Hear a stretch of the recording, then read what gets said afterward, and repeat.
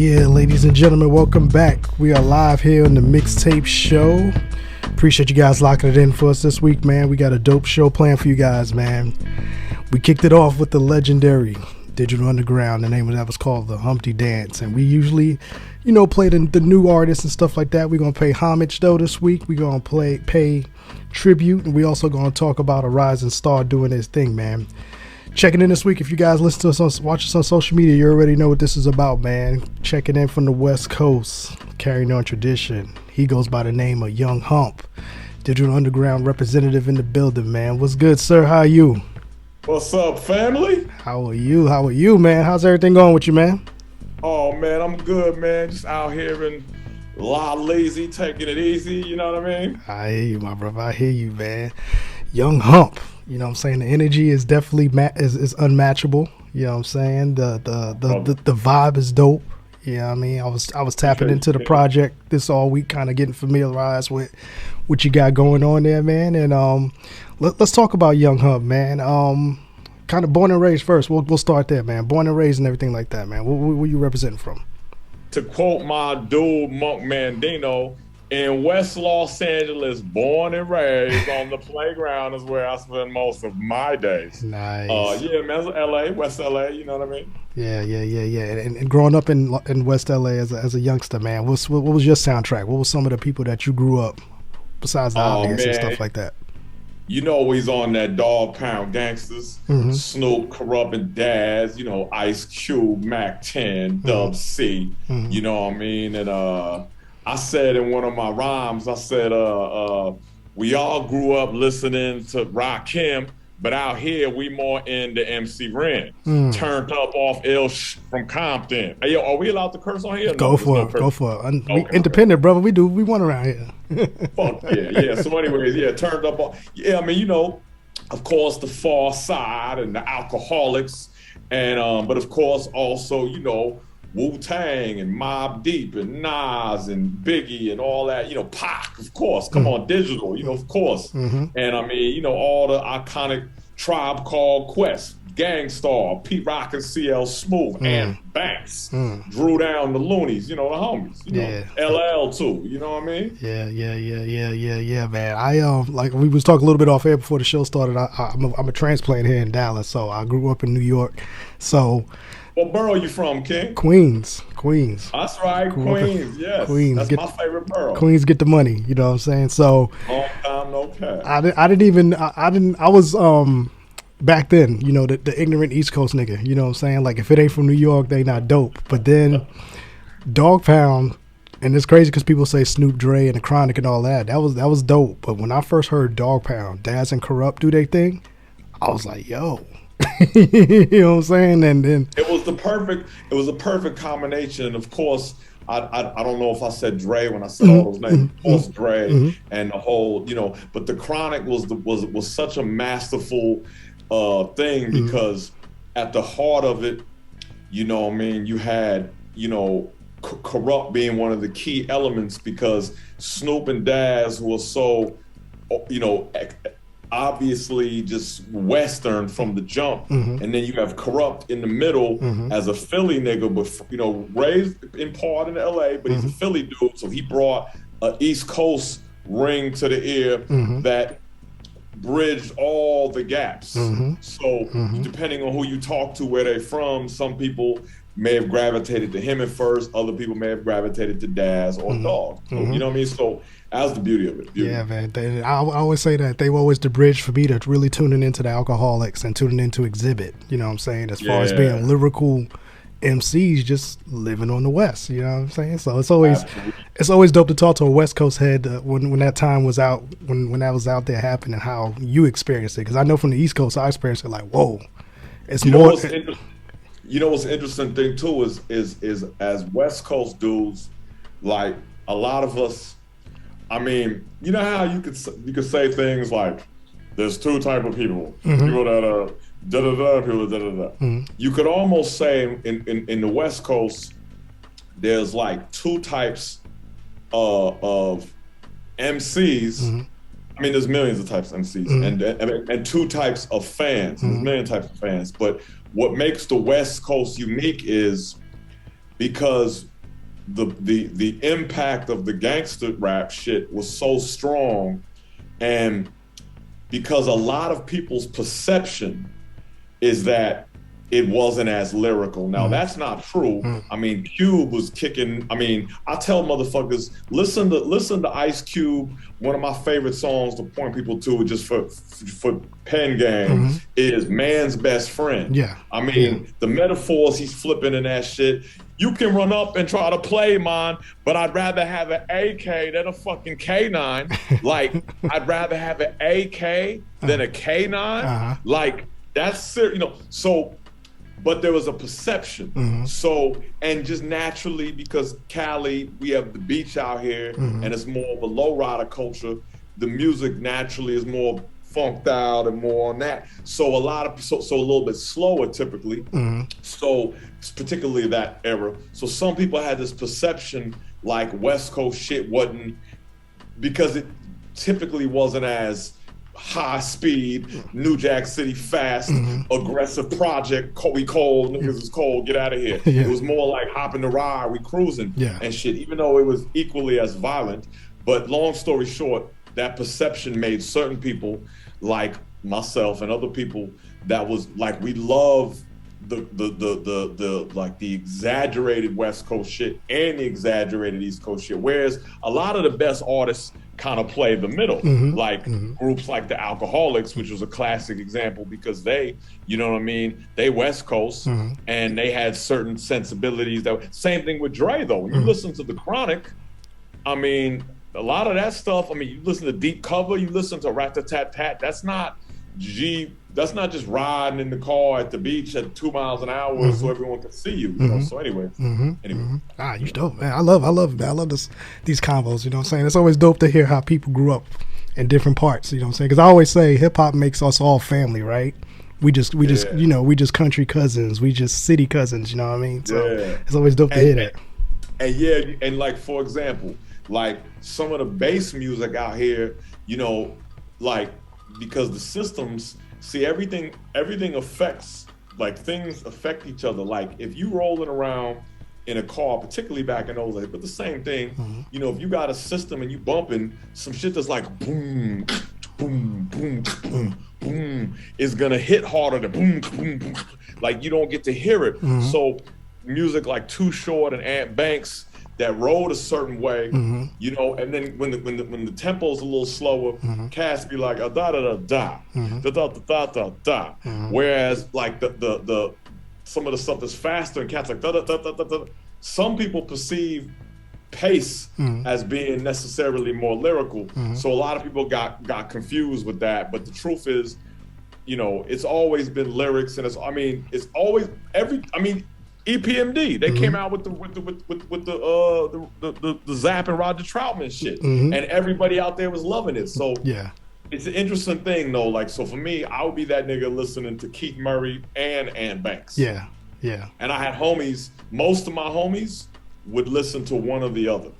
Like, you know what I mean? Would be like, I'm over here on this, because also people were looking at things like that to identify with. Some people identify more with, like, I got my Timbs on, you know what I mean, and I got my, you know, I'm on that, and I got the Philly blunt to the ear, and I'm wearing my shit. I don't wear Dickies and all that. I'm over here with that. And then other dudes is like, I don't really fuck with all that Tim's shit. I'm over here with the K-Swiss and the Cortez. So you get a lot of, like, you know what I mean? And people, because they whereas me, I would have a pair of K-Swiss and a pair of K-Tims at all times in them days, because I was always, and it just depended on my mood. Like, you see me in this today, next time you see me, nigga might have a suit on. You feel me? I feel that, bro. I feel that, man. So when did you get into the artistic part of it, man, of expressing yourself, the music and everything like that? Because I know it's got to be more than just music with you, right? Oh yeah, I mean, my earliest, you know, rumblings of some kind of artistic expression, I was, you know, drawing when I was little, but I actually wanted to be a comic book artist when I was like maybe you know, 9 or 10, and going up till about 14 or 15 when the rap shit just came and grabbed the nigga, like, nah, you for us. I could still draw a little bit, but I'm not as nice as I was back then, because I used to really be on it like all the time. It really was like developing my styles. Like, I do musically now. But yeah, once the rap, I probably wrote my first rap when I was like 10, but like I didn't, it was here and there. But by the time I hit 14, a nigga got real focused with it and started going in pretty much every day at that point. But by the time I hit like 17, it was a daily operation, you feel me? And then I started making beats a little later, whatever, and then, finally mustered up enough courage to get on stage. What's funny is I'm one of them dudes, as they say, I'm a monster on stage now, but it took me a while, like, not a long time like that, but my early shows, I was kind of like a little bit on the more like nervous tip or whatever. And then one day I just had a breakthrough and I figured out the secret. And from that point on, it's been body bags on the stage. And around what age did it really hit you? You know what I'm saying? When you was like, this is it. I know I'm gonna go full force. It's time to jump off this porch and let's do this. That was at you mean jump off the porch? Yeah, that was probably like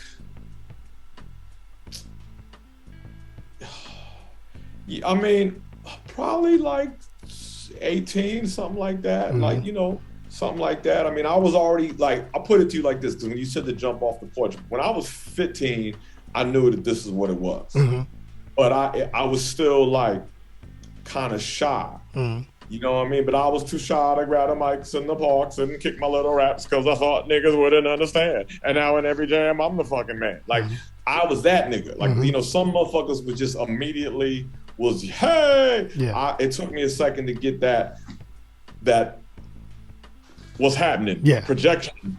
But I was like, I had a couple years of knowing that this is what it was going to be. I just had to get the courage up to where I could do it how I do it now. And, and it's been constant, development. And, I was blessed to, bump into some of the right people and connect and do certain things that allowed me to, open up and flourish. Yeah. When did the birth of Young Hump happen? When did officially the birth of Young Hump? Okay, the essence of that was this. So I had been told a couple times that I reminded a couple people, only like 3 or 4 my whole life reminded them of Shock G. Tall, skinny nigga, you know what I mean? All that kind of shit. And a couple cats heard it in my voice, and I didn't even hear it in my voice at the time. I was like, word? I was like, all right. And I just didn't hear it. And then once they made the Biggie Smalls movie, Notorious, I was like, yo, I know they're finna make a Pac movie. And I'm just sitting there dreaming in the car one day, driving, like, imagine if I played Shock G in the movie. That shit'd be hilarious. Like, just on some like bug out shit. And then like, just it was like a thought you had one day. Like, imagine if I, fuck that girl that work at the bank. She's so fine. That'd be great. Yeah, wow. Just like a thought like that. And then maybe 2 months later, I was driving or something, and the shit came on the radio. And I'm gonna give you the condensed version because there's more to it. But basically, I heard the song. This is the part that's the funny part. I was driving one day and the Humpty dance came on, and I had never attempted to do this voice before. So I never knew, like, everybody, you can do different things with your voice if you fuck around. So for the first time ever, I just rapped alongside it. And I said, all right, stop what you're doing because I'm about to ruin it. And I said, oh shit, I sound just like this motherfucker. So it was just like, oh shit, I got the voice. So then boom, I put together a little video of myself in character, you know what I'm saying? Like, because I didn't have no agent or no management or nothing, trying to pursue playing him in the movie. I caught up with him, and I know him through some family stuff, through some family connections, which are extensive, but I wasn't around him a whole lot, but I've been around him a couple times. I caught up with him, showed the video. He's like, yo, you got this. I'm like, word, all right.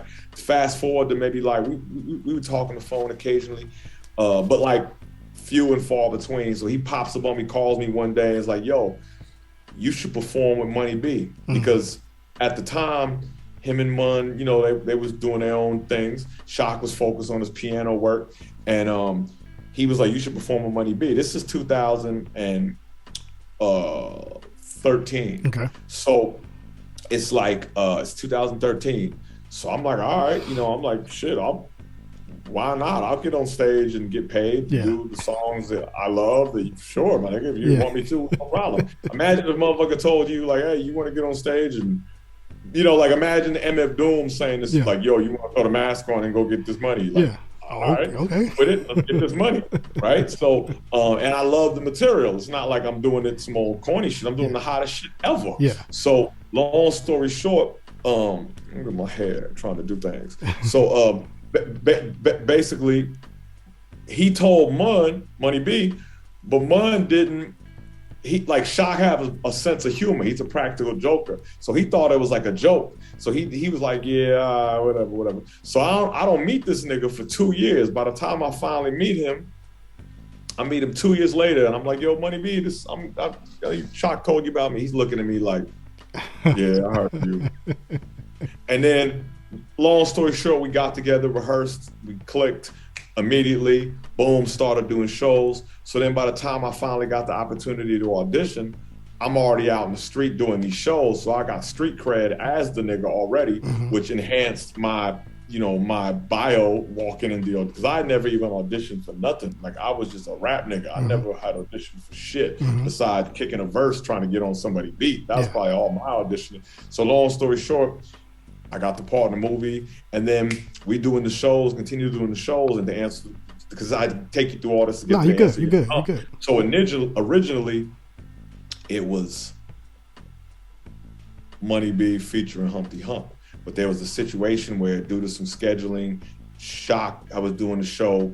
It was in the Bay Area, at the same time, like you can't be in the same space in a short amount of time for contractual reasons. So one of us had to lose the show, and I'm sitting there like, oh man, there it went. It was fun while it lasted. But it was actually deeper than that, because Shock is just such a phenomenally unique brother that he was like, you know what? Y'all do the show. I'll cancel mine. I'm like, huh? He's like, you keep the show. I'm like thinking, wow, because I'm thinking like, yo, we fuck around, cost this nigga some money. So, but he was like, nah. He's like, but this is what you got to do. Moving forward, you got to create your own name and brand it yourself. Something else, Hump. Make it a new Hump, like you, the new Hump. And he's like, I'll let you, figure out what you want to call it. Do your thing. So I meditated on it. I went to the top of a couple mountains and spoke to the the God, spoke to God and the other gods, and spoke to the ethers and the angels and the winged creatures that fly by, and the clouds and the ocean and the sea, and fire sparked from the mountains of great, places. And all these things said the same thing. Young Humpernickel. And so Young Humpernickel came thus forth. And DBA Young Hump, you feel me? But and I brought that to the game. It's Humpernickel. Did the nose and the glasses just kind of come out like the Phoenix for you and just you know what I mean? You feel me? I was chose for the nose. I have a rhyme where I gotta finish it, but it's like some of the Bible. Like something the Bible, I got to get that rhyme right. Like I'm not going to throw an unfinished rhyme out there, but I'll say this. I'm like, some of the Bible, they say these are big shoes to wear, but it's really the nostrils.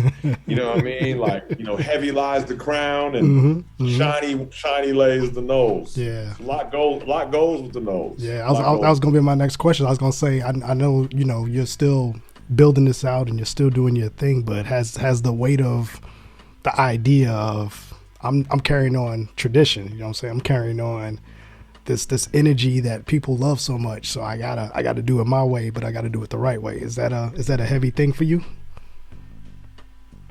It was heavy maybe for a week. Okay. And shock just I always tell people, man, the G in Shock, G is for generosity, man. The God was the greatest giver of good game, a genius granter of gift after glorious gift-giving, gathering, gargantuan goodness for real niggas. So, but anyways, basically what he did is he said to me, he said, look, man, he said, I'm not Humpty Hump, and you're not Humpty Hump. He said, Humpty Hump is a character that I created. And you can be him just like I'm him. And I'm giving him to you. So this was when I was this is right when I did a couple shows and just kind of got the part of the movie around then. And he just took the pressure off. Like, I was like, word. Like, he was like, make that shit yours, you know? And so it's certain timeless things that, you know, we keep in effect, like, we keep all that on deck and keep certain, you know, shit. But I brings my own flair for dramatics to it and my own comedy stylings and whatnot, because that's why that nigga knew it had to be me. He chose it. I would have never even known. It's like certain things that you would never know you would be so good at until somebody else maybe see it in you. Shock is the master of that. And so he put it. So for me, I just be having fun. Like, to be really honest, I don't be wetting nothing. This shit is just all a gas for me. What jumping jack flash? It's a gas. Like, nigga, this shit is just comedy. Like, I just be, because I'm funny. I've always had snaps, so I just be clowning. Like, I'm just in 24/7 clown mode with this. Like, you know, we keep it sexy, but we keep it funny. And we keep it lit and just energetic and fun. And I happen to be one of them, like, you know, there's only, you know, I don't see anybody as being more hip hop than me, you know, and I say that humbly. I understand there were niggas that used to go battle, DJ battles in the Bronx. I get it. I get it. But I'm saying, all things considered, you know what I mean? It's like right now there's a dude in France that's a kung fu master that didn't grow up in the hills of China, but he's as kung fu as it gets, all things considered. You know what I mean? So I'm hip hop like that and shit. So for me, it's just like, I'll be having fun. I love this shit so much. I just be trying to give everybody what I would want, which is the best excellence of this motherfucking thing. And so that's just, you know, that's why I take these raps real fucking serious. We not half-assing or pussyfooting with none of these microphone tactics. We out here getting monsterly busy on these motherfuckers. So that's my so it's just fun. It's just it's ball. And that's the beautiful thing what you do, man, is that you still bring the fun out of it, because hip hop is you know, it's the culture of hip hop is fun. You know what I'm saying? The business is a different thing, but the culture of hip hop is a fun thing. It's fun to see the people enjoy what you do, and it's fun for that energy to get exchanged that way. And I love how you still doing that your way. You know what I'm saying? It's dope listening to the records, because I'm laughing at the records when I'm hearing this stuff. You know what I'm saying? Because you ain't got to be screw-faced 24/7 when you listen to a record. It's okay to smile and laugh at what was said. You know what I mean? I mean, I may be the only nigga who put out an album in 2021. I know I'm not, but I may be the only nigga who put out an album in 21 that didn't tell you he's fucking your girl. Didn't tell you he has the Draco or any other gun on him, didn't tell you how much more money he has than you, didn't tell you how you ain't shit because of any of the aforementioned factors, but here's the thing, but did it in an alpha male, high energy, strong, young gangster Mac kind of way. Like, you have the emo niggas that do the emo shit. I don't do that. You know what I mean? I don't do that. Respect to that, that's that. But that's not me. Young Hump is pimping. This is a man shit. We coming with, we coming with that energy. Like, you want to feel like, you want to feel how you want to feel. But we ain't got to tell you that because you ain't from the projects and if you don't have a crew of niggas ready to lay somebody down for you, you ain't nobody. Like, nigga, I'm here. I mean, and we got that, but that's not what I talk about, because Young Hump is, Shock created a language. I mean, look, for anybody who doesn't understand, Digital Underground's from Oakland. For people who don't maybe know the history, there was a period of time in the 90s where Oakland was the murder capital of the country. And it ain't shit any sweeter there now than it was. I don't know, and ain't nobody trying to brag or brag about that.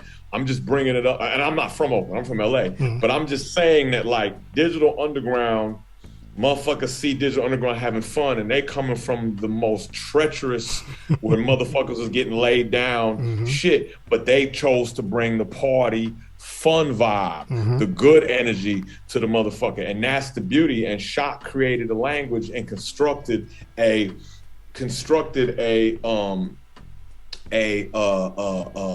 world and a vibe that everybody participated in. I mean, case in point, Pac coming from digital. When you listen to them records that Pac is on in digital, he ain't talking about the gangster stuff that he got into, because Pac was a warrior and he went into his warrior chamber.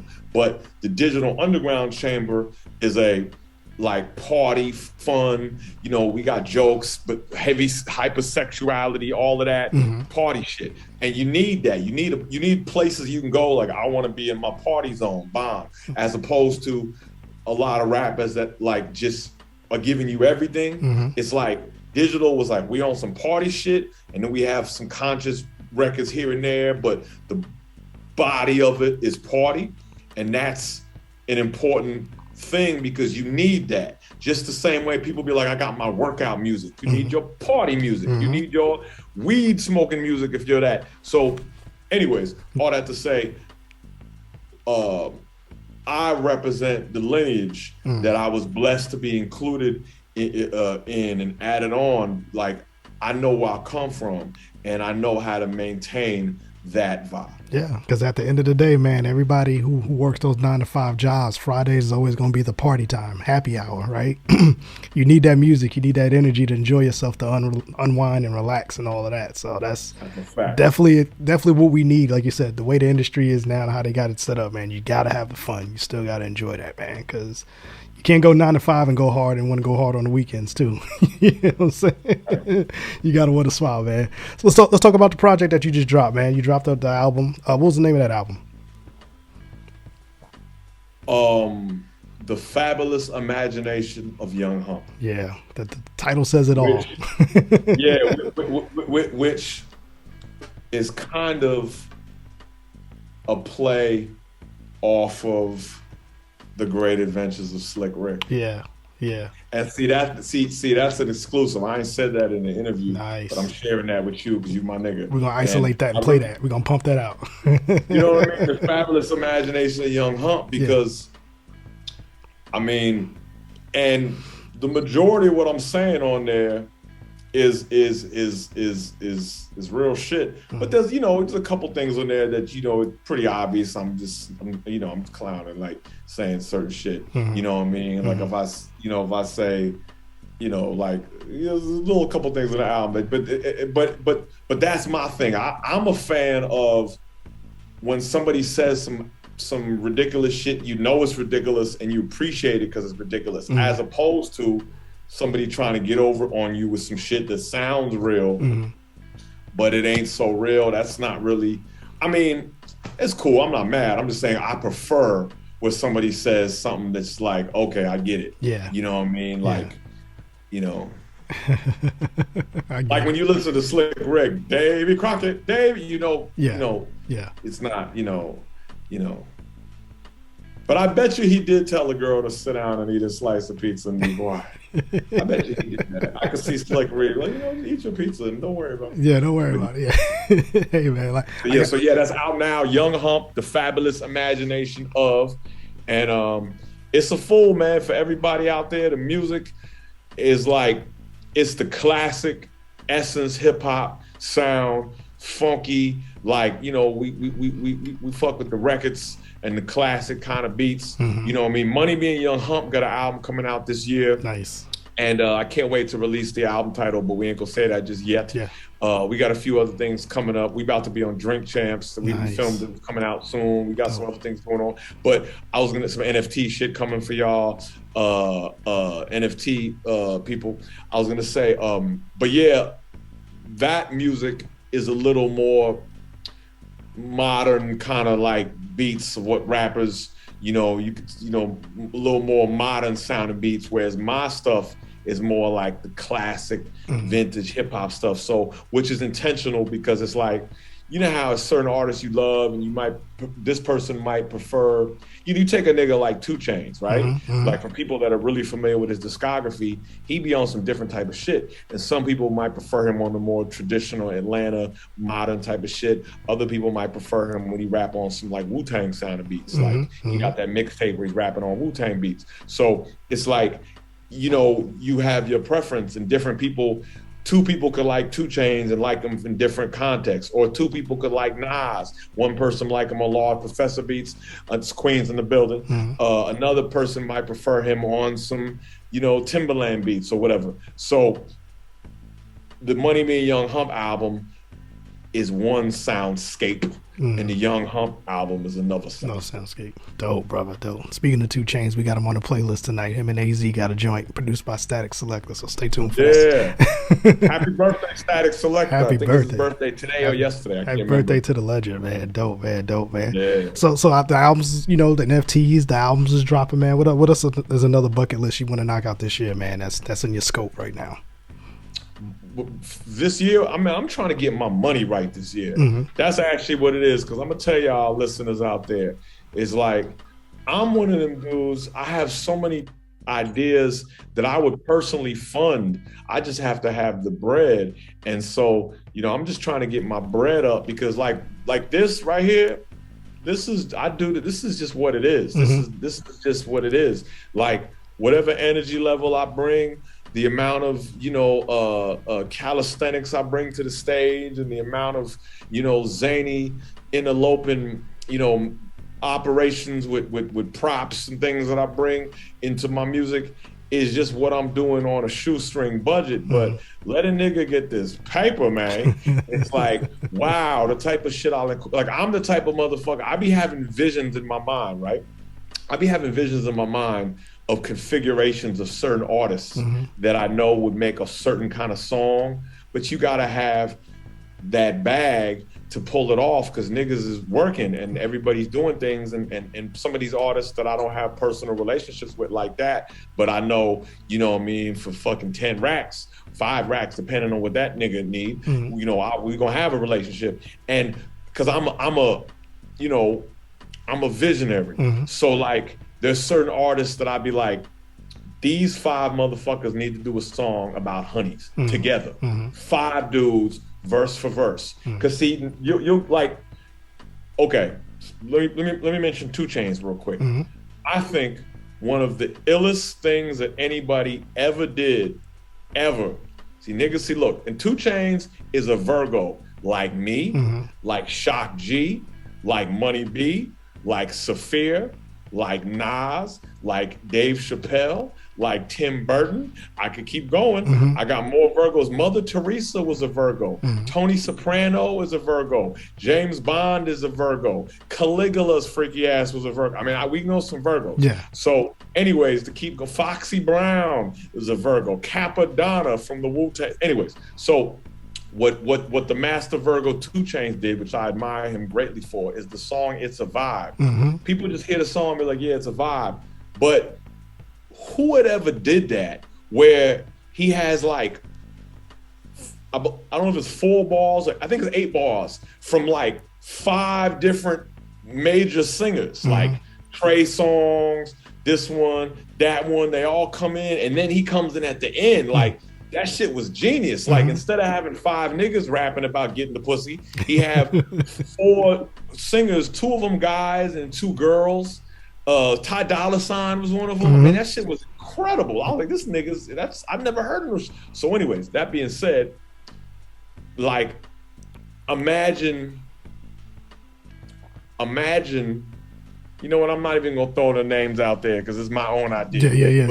The people that I would choose, the people that I would choose to get on a song on some shit about the honeys, oh my God, fucking with me.